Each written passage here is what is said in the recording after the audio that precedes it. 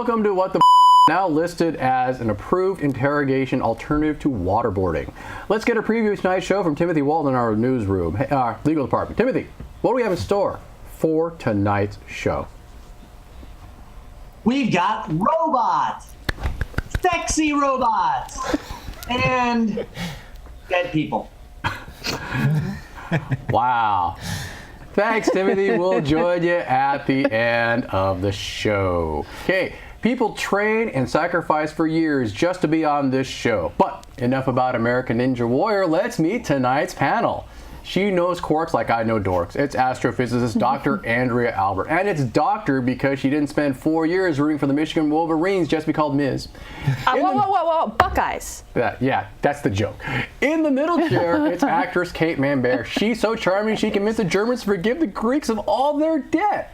And she gets free baklava for life. In between them, he's the host of John Wants Answers. It's John Vink. If insightful questions was a Sunday, kids would pick his nuts off before eating them. Finally, sitting next to me, he's an actor, writer, director, and the most famous person you've never heard of. It's C.J. Silberman. If talent was a whack-a-mole, I'd bang him at a Chuck E. Cheese with the kids. Issue number 1. Is it gear I for the straight guy? Spain's Institute of Robotics and Industrial Informatics and the University of Toronto have created a mathematical model that can give people fashion tips by analyzing the latest season trends. The system uses an algorithm which provides a score on how fashionable your outfit is. It can take into account factors such as location and weather and learn whether this changes the results. This means the algorithm knows exactly how an outfit can change due to age, weather, or even the type of city you live in. For further comment, we join Fashion Robot. FR, welcome to the show.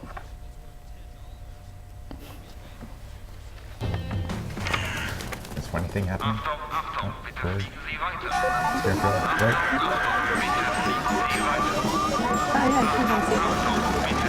That's a nice hat.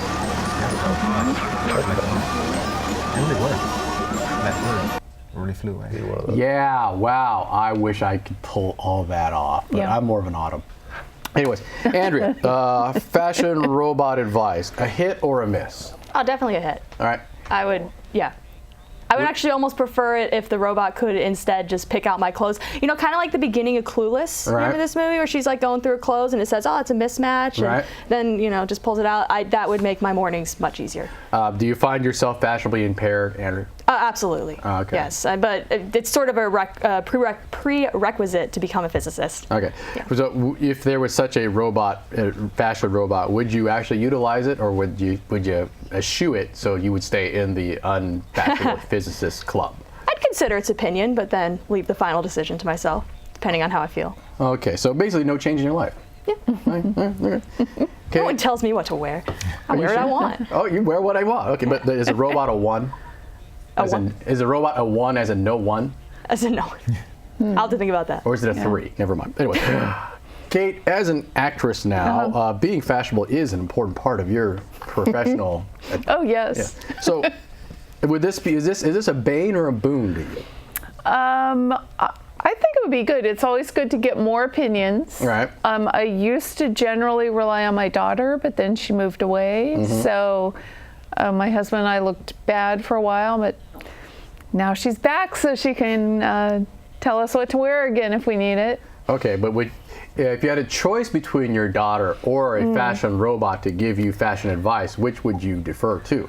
I guess I would pick the robot because I wouldn't feel, insulted by my beloved daughter. Okay, so if the robot told you that this outfit stunk, you would be less offended as if your daughter told you your outfit stunk.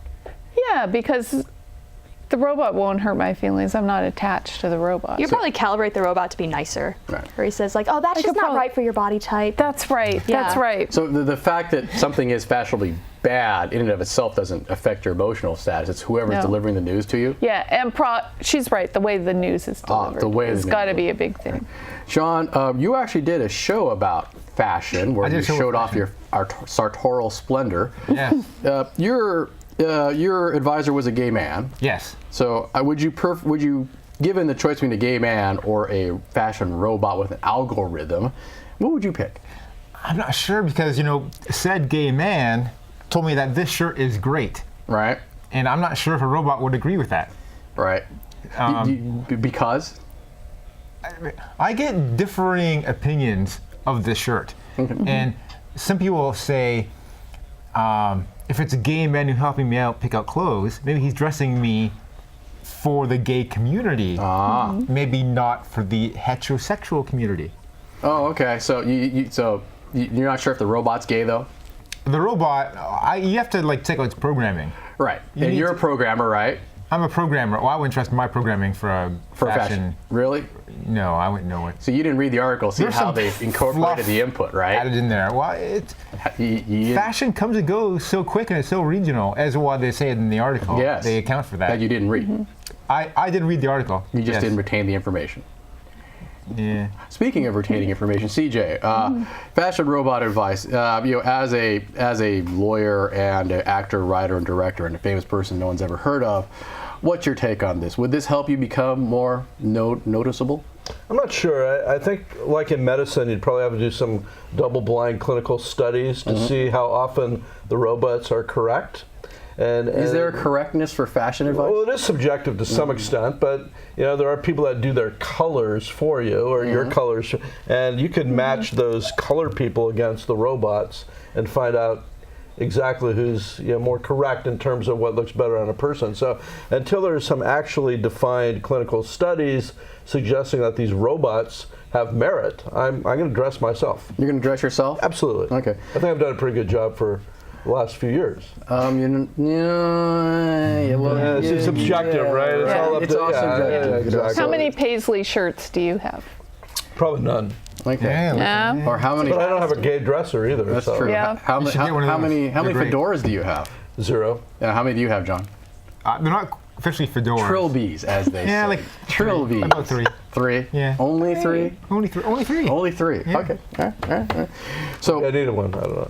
yeah, Cover that bald spot. I'll follow up something that Andrea brought up. So Andrea, do you think the program could detect hurt feelings of the recipient of the news? Well, probably. I guess I was imagining that you could, you change the voice that's telling you the GPS directions. You can change the personality. Yes, but this is more about the program detecting hurt feelings amongst the person that's delivering the news to, rather than expressing. I mean, I guess they could probably tell if you're crying. I'd hope that would be an obvious thing that it could. Right, or if you're getting red in the face, maybe then they could say, "Oh, okay, probably should back off." But I think that'd be kind of hard for a robot. Well, don't worry, John can develop a program because he's that kind of guy. But we're on to. I have no emotion though. Very correct. That's right. Oh well, then we're screwed. Issue number 2: Are we above robot love? Kathleen Richardson, a robot ethicist at De Montfort University in, I think it's called Leicester, in England, has launched a campaign to ban the development of robots that can be used for sex. Quote, sex robots seem to be a growing focus in the robotics industry, and the models they draw on, how they will look, what roles they will play, are very disturbing indeed, she told the BBC. She believes they reinforce traditional stereotypes of women and the view that a relationship need only be physical. Isn't that right? It need to be physical? Okay. For rebuttal, we turn to Love Robot 3000. L3K, your reaction?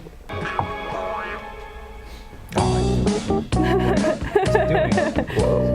It's loving. It's a beautiful thing. How did you learn that?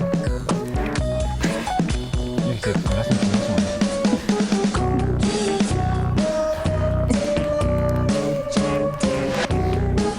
Is that a good sex robot? I thought that was illegal in Canada.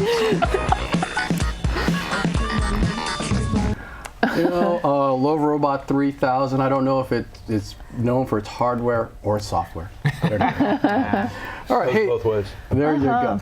John, I'm going to start with you since you course. were the president and founder of the North American Man-Robot Love Association. I've denied that then, and I deny it now. Well, you did on a previous show admit to beta testing said Love Robot, so I just had to start with you. That has never happened. Since you have the most first-hand experience with said Love Robot. So, ban on sex with robots, for or against? I am against the ban. Okay, so you are not a robophobe. I love freedom. So you're a robophile. Well, you are a robophile since you are the president of the NAMBRA. So, but So it sounds like he's an American. that's right. I'm He loves American freedom. believes in freedoms, and we can treat our robots like they were intended. a God-given intent of robots. Inalienable right. So Yeah. I guess you'll be the next person in front of the Supreme Court asking for the right to marry said robot? Oh no, let's not. That's a slippery slope, man. Let's not okay. get crazy now. No, I don't want to marry. Why marry the robot when the milk is free? Person, right? That's where you draw the line. Yeah. Organic human beings Exactly. or genetically modified human beings, as Andrea's friends, the aliens, will tell us, right? Okay, right. It's coming up there. All right. Andrea, I'll probe into your knowledge of the academic world. Robot ethicist, is this a real thing, or is this something someone made up just couldn't get a job at a real professor? Well, I guess I have learned to not insult colleagues. Okay. Or even colleagues that I will potentially have, so I have no comment on that. Is a robot ethicist likely to be a Your colleague? comment would be an insult then. Is a robot ethicist a colleague you'd likely Damn it, have? you caught me. Wait, I'm sorry, what was the question? Would a robot ethicist likely be a future colleague of yours? A robot ethicist? Do I even know what a robot ethicist is? Yeah, I'm gonna go with something with robots and ethics. So Thank you. Yeah. Okay. for that penetrating insight. I'm talking it out here. It's a Saturday. It's my day off. Your cats are missing you. Yes. Yes, exactly. Okay. But yeah, I think there actually could be a very interesting scientific way to look at this, having robots as sex toys or not, and how they. But I think that I am against just flat out banning them. Right. I think that could help a lot of people. Actually, there are some people who I think possibly, and I guess fact checker can get this. Have physical defects and they need nurses sometimes to help them be intimate with their partners. And so you could robot imagine sex having, therapists? yeah, and I think that could be quite a good thing. So I don't know if a flat out ban is right. wise. Hey, Kate, now that you're an actress, would you be against robot actors? Like, say, robot porno actors? Not like C-3PO. We've already had this. Yeah, we already have that. I mean, we have C-3PO do a love 3GI. No, that's not a real robot. That's just special effects. Well, Didn't Data have love? it's not a human. Oh yeah, Data. But you didn't see. He's an android. But you didn't see it. Yeah. You didn't see it. It was just implied. You saw it on his face. Well, maybe on the outtakes you did. There you go. So would you be averse to robots taking away your work? I wouldn't be adverse to working with robots. Okay. All right. CJ, how about robot lawyers? Sure. I mean, as long as they understood the concept of stare decisis Okay. and responded superior. There you go. I don't think so, but that requires logic. Hey, on to our first break. And we are back from our first break. Hey, issue number 3. Are we nuts, or does quantum theory rebut? A new trend in psychological science uses quantum physics to explain people's paradoxical thinking and may also help researchers resolve certain contradictions among the results of previous psychological studies. The researchers try to study human behavior using only classical mathematical models of rationality. Some aspects of human behavior do not compute. From the classical point of view, those behaviors seem irrational. However, applying quantum theory enables people to make important decisions in the face of uncertainty and lets us confront complex questions despite our limited mental resources. I think that was my description of me through elementary school. Speaking of limited mental resources,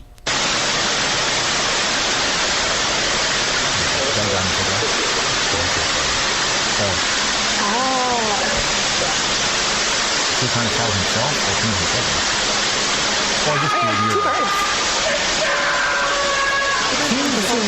He's a nerd, so he's just being weird. That's a nerd. Well, this one's getting sorry. Yeah. No, he's in my phone. CJ, that was a very interesting video, but what did I tell you about swapping your personal videos for the show videos? Yeah, I'm sorry, Jim. Thanks for letting it go by this one time. Oh, it's all right. Yeah, okay.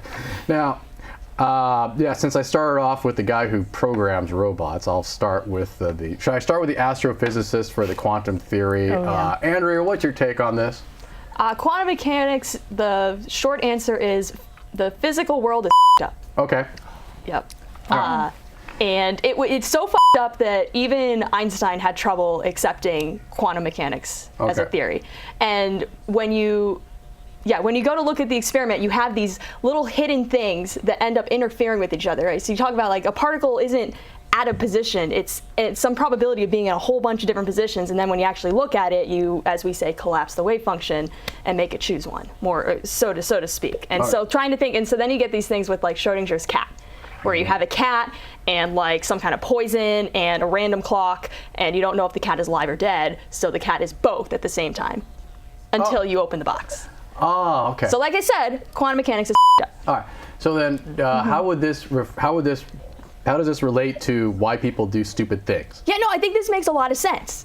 Because right, so you think of our brains have all these different probabilities of information that are interacting with each other in like subconscious ways, and so it would make sense. And then you say, okay, well, if I threw a ball at someone's face, what would they do? Right. Just as a split-second decision, and it ends up being some probability combination from all of the thoughts in their head from their entire lives, and it would make sense that quantum mechanics does a better job of predicting that than classical mechanics. But what would it predict? Well, it depends on the person. Okay. And then it's not that every single time the person's going to do the same thing. They can learn. Yes, but how would that help us in a predictive model? Oh, so that, yeah, now you're asking what's the point of science almost, right? I get this question all the time. Yes. So, right. But you could say that being able to predict how people would react to certain situations, I can imagine be very, very useful for, say, advertising people. Probably would like that. Or maybe, and then you kind of go into a scary mind control kind of world. That's not so fun. All right. Now this is the IQ test for the rest of the panel. I'm going to start with CJ. Did you understand what she said? To some extent. I do recall seeing some films on the subject, such as What the Bleep Do We Know? Okay. And they claim that you could actually change the molecular structure of water using your brain. Really? So if you wanted to make that water yield a more positive result, you could send positive ideations into the water. It would actually change the structure of the water. And those people that tried to inflict negative associations with the water had no effect on it. All right. I have no idea what you just said, but I think it's not as good as what she said. Well, she's better than me. That's true. Yeah. John, what's your take? I didn't understand the story at all. Okay. Yeah. All right. So you have no take. I have no take. It sounds like it's not like social scientists are paid too much money. Oh, okay. Yeah. So do you think psychologists, this is an attempt by psychologists just to hang out with a cool physicist like Andrea here? I could fake a story to hang out with Andrea like that. Yeah. Okay. All right. Would you think of that story? Probably wouldn't have come up with that story, but a story. I'd think of a story. Kate, Yeah. would this be an idea for a new movie, the theory of everything that I don't understand? That you'd That's not a bad idea. I think CJ could probably work on writing that. And You mean the stuff about making water, changing the character of water with his brain? yeah, and apparently water only wants positive ideas. Oh, we never know, right? I didn't know that about water. Unless you spit it. But anyway. Hey, issue number 4. Would you wear the perfume of the exhumed? French perfume maker Katia Akagalupi has come up with a novel way to keep people close to their departed loved ones, bottling their unique scent as a perfume. After losing her husband, Akapaluki was put in touch with Havre University, which developed a technique to reproduce human smell. Quote, "We take the person's clothing and extract the odor, which represents about 100 molecules, and we reconstruct it in the form of perfume in 4 days," explained the university's Geraldine Savare. Man, all these 4 names are really weird, hard to read off teleprompter.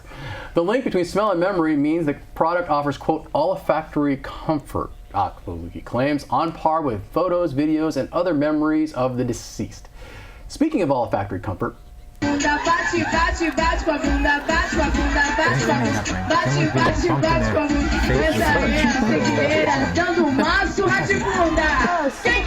Or something?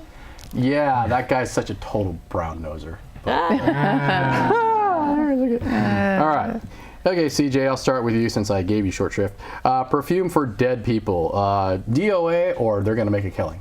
So I like this ode to dead concept. The only problem is I'm thinking about all the people that are already sensitive to colognes. Right. In other words, I've gone out with women before and they said, hey, please don't wear that Aqua de Parma because it'll make me break out in hives. So just But then you had to tell them that you weren't wearing a cologne, you just hadn't bathed in a couple days? well, I let them on. They kind of figured that out. But I'm just wondering about the possible liability. I mean, what kind of warning do you put on this cologne?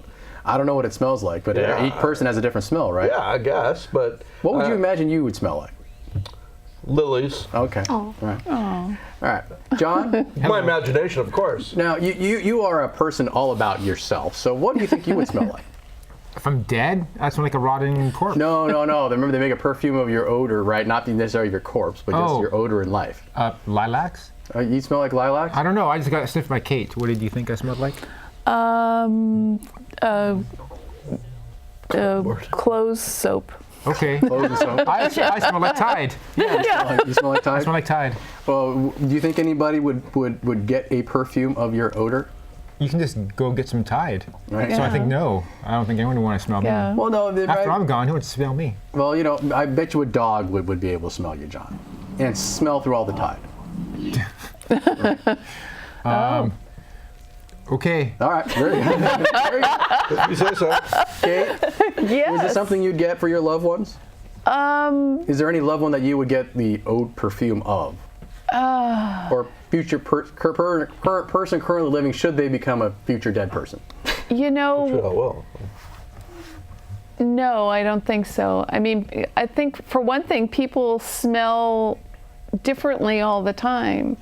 Somehow, like if my husband's eaten a lot of garlic, it comes out through his skin. Right. So, and if he's drunk a lot of wine, I don't know what comes out, but something it's a different It's called smell. vomit. It's called vomit. Yeah, see, so But isn't there a default smell that you can associate with your husband? When he's not garlicky or farty or vomity. well, he's always something. I mean, Is he maybe really? he just brushed his teeth. He's not in his toothpastey natural or state. deodorant or What does his Central robot. pillowcase smell like? Yeah. not saying. She could have said tidy whities, but no, she went with pillowcase, right? She did go with Or pillowcase. t-shirt. Yeah, t-shirt, Used right. unlaundered t-shirt. The unlaundered t-shirts do not smell that good, frankly. Goats could smell better. Or goats can smell better. Right? Okay, but Ode to goat. Ode to goat, but goat. that's not going to be your loved one that you get. Passed, right? Not that I respect your alternative lifestyle there, CJ, but maybe it's a good thing. Or doing it with a robot. Maybe it's a good thing that you're the most famous person no one's ever heard of. Perhaps. Right. Andrea, you discovered, those you sheep explore the mysteries of the universe. What do you think you'd smell like if you had passed? Well, Not gas, but just passed. right. Probably how I smell now. Yeah. Yeah. Yeah. How would you describe that? Since you smell Nice. yourself all the time, you don't Yes. necessarily know what you smell, but how would you think other people would describe to other people? Well, it depends on the person. I think that Dylan, my husband, would very much like probably to be able to smell me more. He likes the way I smell. Would you think you get a perfume of you after you passed? Not if I asked him not to, because I Okay. think it's a little creepy. Okay. But I guess I will say something that this reminded me of. I had a good friend in college who every time she started dating someone new, she'd switch shampoos.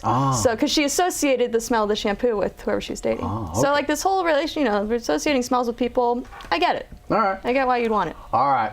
On that note, on to our second break. And we are back from our second break. Hey, for those of you who want to talk back to us, you can always contact us on the old interwebs. Our email address and Twitter information is below.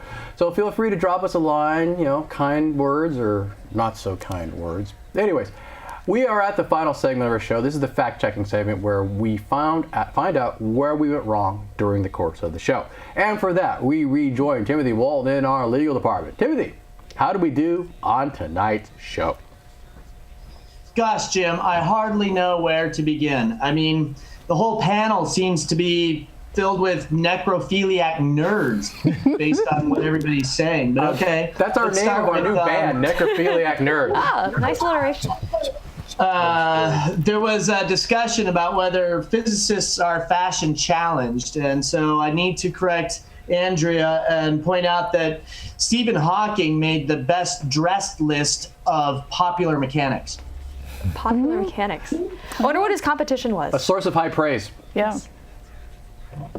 I believe that his competition consisted of Galileo and Einstein. Because the phrase is that referring to being a heterosexual woman in science, that the odds are good, but the goods are odd. Ah, well, there you go. I'm going to try to contemplate that. Yeah, I'll have to get back to you on that one. I've also heard that a good man is hard to find, but a hard man is good to find. It's true. I could be wrong. No. John, Hey. just to let you know, we did some polling. Homosexual robots love your shirt. All right. So just high praise all around. That's not bad necessarily. No. You know, I hear we can reprogram it out of them. Just software upgrade. I'm not sure about that. Eyes wide shut. Well, you don't want PCs and Macs getting together. That's just unnatural. Trading files, viruses get spread that way. Not according to the No. U.S. Supreme Court. Different species. Oh, well, So- you know, we can amend that. We can amend the Constitution. And Jim, I have to point out that trilbies are not the same as fedoras. Oh no, I've had that explained to me by some gay men. Well, I'm not gay. Oh, sorry, my mistake, John.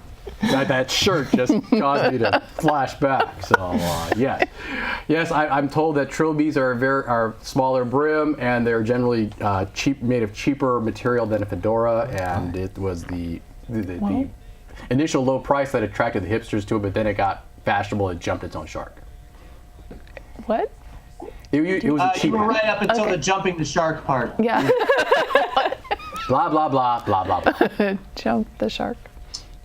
Let's see. There was questions about what a robot ethicist does. I looked this up. A robot ethicist applies Asimov's 3 laws. Yeah, still Okay, doesn't not a help me. philosophy major. I read the book. Okay, yeah, that you can make a living doing that.